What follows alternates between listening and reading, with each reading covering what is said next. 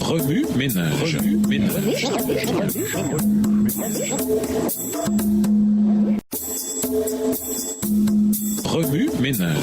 ménage. Bienvenue dans votre émission. Oui, ménage. Nous voilà à la leçon de jeudi, l'unité dans la diversité. Lisons Éphésiens 1, les versets 3 à 14. Éphésiens 1, les versets 3 à 14. Loué soit Dieu, le Père de notre Seigneur Jésus-Christ, car il nous a accompli des bénédictions de l'Esprit dans le monde céleste qui, toutes sont en Christ. En lui, bien avant de poser les fondations du monde, il nous avait choisis pour que nous soyons saints et sans reproche devant lui. Puisqu'il nous a aimés, il nous a destinés d'avance à être ses enfants qu'il voulait adopter par Jésus-Christ.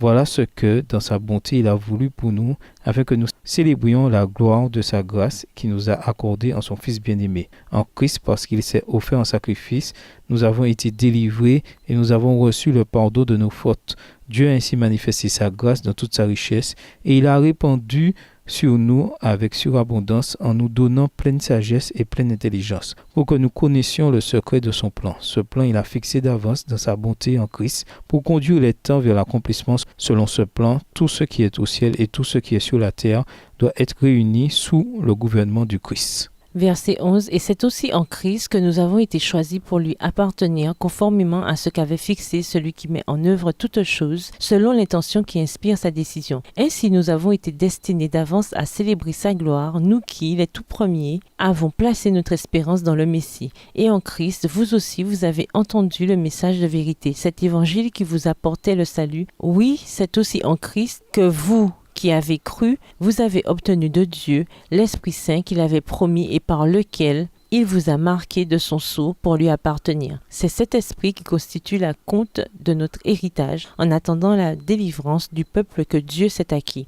Ainsi, tout aboutit à célébrer sa gloire. Depuis l'époque de l'Ancien Testament, la diversité a toujours fait partie du corps du Christ. Ruth, l'Arabe et d'autres hommes et femmes non seulement deviennent des Israélites, mais figurent aussi dans le chapitre de la foi de l'Épître aux Hébreux. En tant qu'Israël moderne, nous, adventistes, profitons grandement d'une église diversifiée, d'une église dans laquelle toutes les nations, toutes les langues et tous les peuples peuvent être unis en un seul Seigneur, une seule foi, un seul baptême. Éphésiens 4, verset 5. Il faut reconnaître toutefois que cette diversité n'a pas toujours constitué un point unificateur pour notre église. Dans son épître aux Éphésiens, Paul parle de la sagesse et de la connaissance que le Christ nous a donnée, afin que, par cette compréhension, nous puissions être unis. Éphésiens 1, les versets 3 à 14. Le point d'unification pour l'Église fondée sur le Christ n'était pas lié au contexte culturel, aux coutumes, à la couleur de la peau, à l'éducation ou à toute autre chose inhérente à l'humanité. Le seul fondement de l'unité était la connaissance de l'Évangile.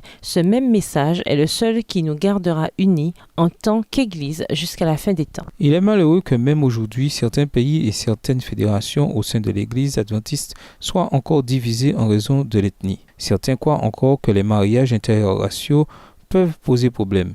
Mais que dire de Boaz et de Ruth? Bien qu'issus de cultures différentes et de contextes sociaux différents, ils s'unirent sous une culture céleste et devinrent participants de la lignée même de Jésus-Christ. On peut en dire tout autant de Rahab, la prostituée qui épousa un Israélite. Paul nous exhorte en tant que corps du Christ à considérer l'importance du facteur unificateur du message du Christ, sa puissance qui consiste à réunir tout ce qui est dans les cieux et sur la terre sous un seul chef, le Christ. Éphésiens 1, verset 10. L'Asie mineure se composait de gens issus de toutes les ethnies. Le jour même de la Pentecôte, de nombreux individus se rassemblèrent pour recevoir le message de l'Évangile. La diversité est une bénédiction extraordinaire pour notre Église. Elle donne de la saveur à notre culte et proclame au monde que nous pouvons, malgré nos différences, être un seul cœur et une seule âme.